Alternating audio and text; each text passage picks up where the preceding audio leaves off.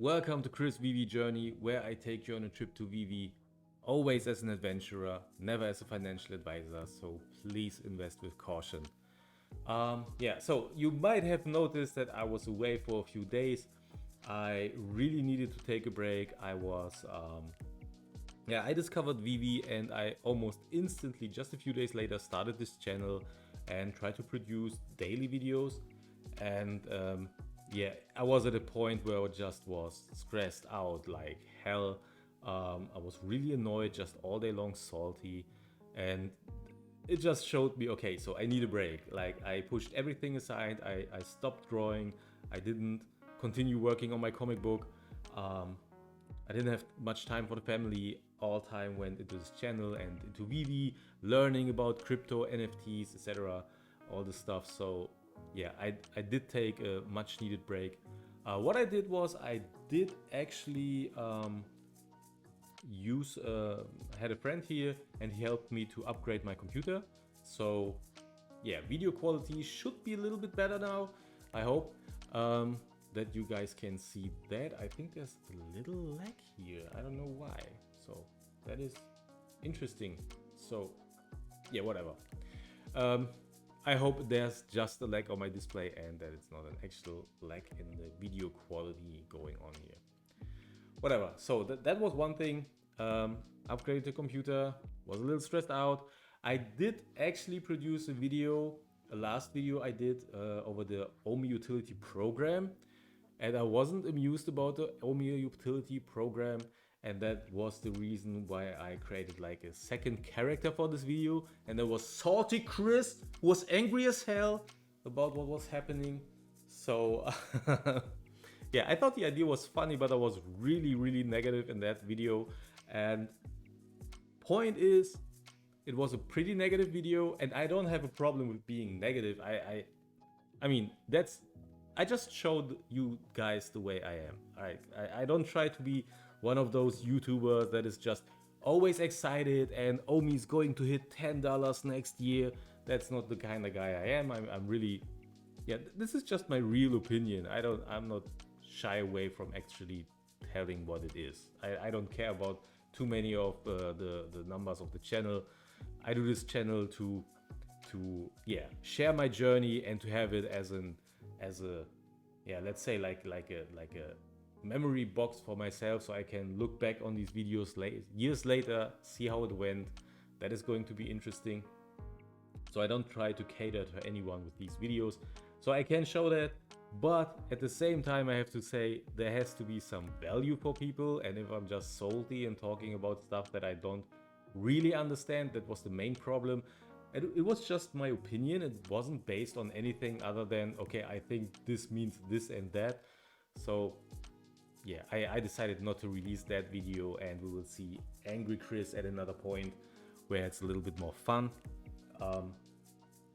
So much about that. So I mean, there's a lot of great YouTubers on here that will tell you a lot about the OMI utility program. If you want to know about it, I suggest find someone else on YouTube who can actually tell you facts about it. I mean, it's not like I didn't understand the article. It's just I'm not so experienced in the world of cryptocurrencies and especially staking that I'm the one who should tell you anything about it. So with that in mind, it was just smarter to not release that video. Also taking a break, trying to refill my battery. Wasn't much of a break because the children are ill, and that's always, not easy either. So, and another thing that happened, and this is something I will do a video about tomorrow or the day after tomorrow. One of my Veve accounts, actually a new one I created for my wife, that has been taken out of my reach, so to speak, because it was connected to a Gmail account, like a Google account and Google email. And yeah, that email address, Google just decided to deactivate it, and out of the blue, like on this email, nothing was happening except emails coming in from Veve. That email, nobody even knew the name about the email address. Nobody, just me and maybe some people working at Google, I suppose. So they still deactivated it. That means I can't use two-factor authentication to access my app, my account on Veve. So yeah, unless Google support is opening up my account again, my Google account, I won't be able to get into my Veve account, and all the gems on that account are basically gone, out of my reach. Luckily, I wasn't lucky with any drops, so there isn't any collectible or comic on there, but that sucks a lot. I don't want to do a big video about it, not until I actually spoke to the support. So I reached out to support. I'm waiting for their answer. They are checking my case now, whatever needs to be checked. And yeah, when I have further notice, I will let you guys know.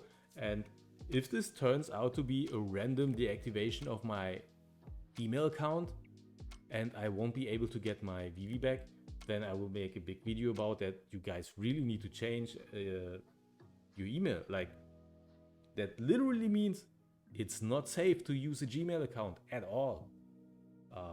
That's tough. I really hope I get it back.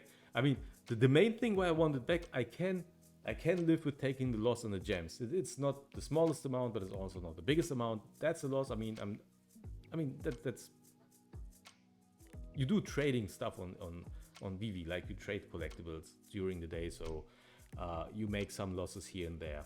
I can say, okay, that's just another loss. That's not a big problem. I don't mind it too much. But the main problem I see is I would have to change all my emails. Everything has to go away from Gmail. Most of my workflow is about Google accounts, like I use Drive and whatever. So yeah, it would be tough to change everything up just because I have to be afraid that all my email addresses might get deactivated. That's weird. So yeah, I will definitely do a whole video about that. Right now, let us get to the comic book Uncanny X-Men 129 coming out tomorrow. Let's talk about it.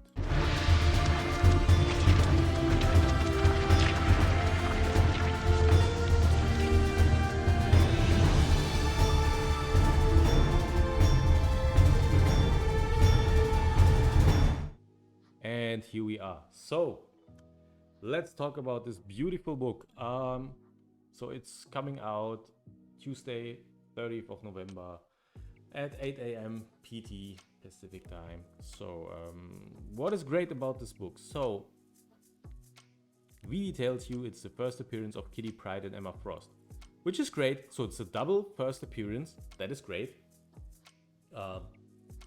Really one of the reasons why you really want to have this book. What is not mentioned here in this article at all, and it puzzles me that we don't see anything about it. That is the first part of the Dark Phoenix saga. The Dark Phoenix saga is one of the most important stories for the X-Men franchise. Like, I mean, if you want to know how important it is, in the beginning of the 2000s, we had Fox Films creating a franchise around the X-Men with the X-Men movies, right?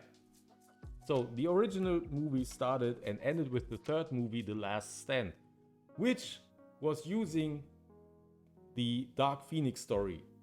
So it was big enough to have all three movies work towards this goal of the Dark Phoenix storyline.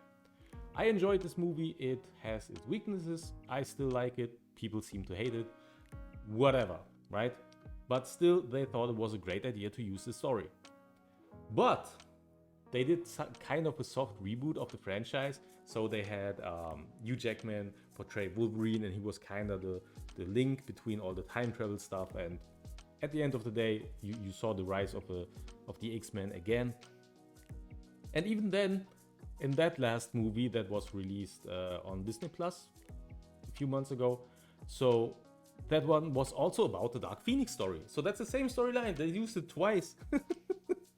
That's how important it is. The whole movie is called Dark Phoenix, right? So it's one of the most important stories, and Veve doesn't talk about it here.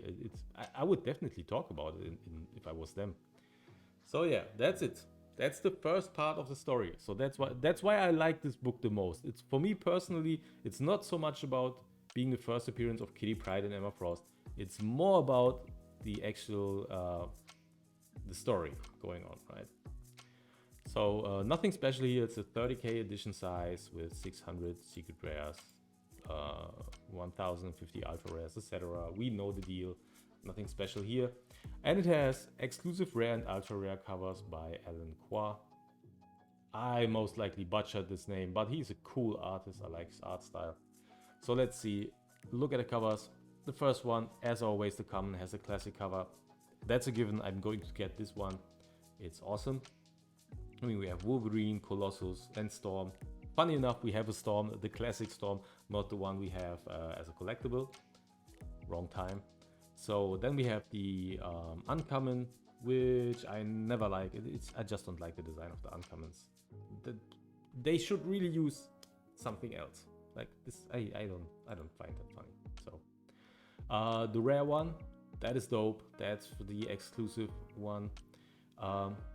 Great artwork, again with the main characters in color and the rest of the cover in black and white. I mean, it kind of mirrors now what they do with the original cover and the Uncommon. Just they switched it around and made the rare like the Uncommon and the ultra rare more like the common. So the ultra rare is the full color variant, and in the full color variant, I mean, it's not a big difference in color. Even if the one is mostly black and white, it's just a little splash of color in the background. It's more, I mean, what makes more sense is actually the X-Men logo. That's where you see the mostly that it's in color. You don't even see it much at the background, but the background colors help to recognize that they are actually standing on a sentinel. Sentinels are the big robots that are chasing the mutants in the X-Men universe. Really, really special. Also, this book has the first cameo appearance of the Hellfire Club. That is also interesting. The Hellfire Club has a big role in the X-Men franchise. And here we have the secret rare. That is, of course, just an image of the inside of the book. It's Kitty Pryde, aka Shadowcat, phasing through a wall. That's her power. She can just basically go through stuff. She was also part of the third X-Men movie. Yep, there she is in the third X-Men movie. That was the Dark Phoenix movie. Of course, she's part of that because that's the storyline where she appears first. Yeah, it's nothing special. This cover is what it is, like most of the covers. But it's a secret rare, so it doesn't have to look so great. Good thing is market prices are down, so I think the rare and the ultra rare won't reach high prices. Maybe wait for a day and then look up the prices. Should be way better than after release. Unless you are able to snatch something for the floor right after release, there will be some pretty cheap if you're fast. Maybe you are lucky. I don't know. Some of these bots are just really getting on my nerves, but it's hard to get anyway, bots or no bots. So yeah, take your shot. I'm definitely going to get the rare. The rare is safe. Maybe I will get the ultra rare depending on the price, but I would be fine with the rare. But it's not even like I need it now. I can wait like a week or whatever. When I see prices are really down, I will get one. Yeah, that's basically it. That covers mainly what I wanted to talk about. Yeah, long term, look, this book is, if you get it in a 9.8 grade in the physical form, the prices are really going around. Like if you get it cheap, you pay around 3K, a little bit more. Sometimes you don't get it cheap, then you have to pay around $4,000. So yeah, that's because this book is not hot. It's not something that is in the eye of the collectors right now. It's just more like a blue chip, not really a blue chip, but a book that is always looked for. But it's not hot right now. That's why you have a big span in pricing. That's why some have go around to 3K or above 3K. A good bit above 3K, and some even reach 4K. So yeah, that's the price for the book. That means long term, I don't know. I think you can keep this book long term, in my opinion. If I would get this secret rare, I guess I would keep it, because I don't think I would get enough for the secret rare at this point, at this current market prices, that I could sell it and buy something better. Because what's better is the classic books like Fantastic Four 5, like Amazing Spider-Man 14. Amazing Spider-Man 14, you would actually get it for the price of the secret rare of this one, because the secret rare is really cheap, but that's because of the high edition size. If you take something in a similar edition size, 600 editions for a secret rare, you will have a hard time to sell this secret rare and yeah, get one of the good secret rares. Let's say it like this. So yeah, hard to make a prediction here. I don't know. What I see all the time is that we don't have many comic book collectors in the market, because the prices don't mirror what collectors would value these pieces at. There's books that are way overpriced in my opinion, and books that are not at all at the price range they should be at. And most of the collectors that collect comic books would agree with me. The ones I talk to do agree with me. So yeah, that shows me that there's just a small percentage of real comic book collectors in the market, which is sometimes cool. I mean, there's some books that I don't get why they are so expensive, but there's a lot of books where I also say, okay, it's awesome that it's still within my reach, that I can still buy this book. So that's great. Yeah, that's it for today. I wish you guys a lot of luck with the drop. Hope you get something great. If you like the video, leave a like. If you haven't subscribed, please consider. It's a pretty cool channel, I guess, if you like it. Would love to see you come back. That's what I wanted to say. And yeah, like I said, goodbye guys. Have good luck with the drop.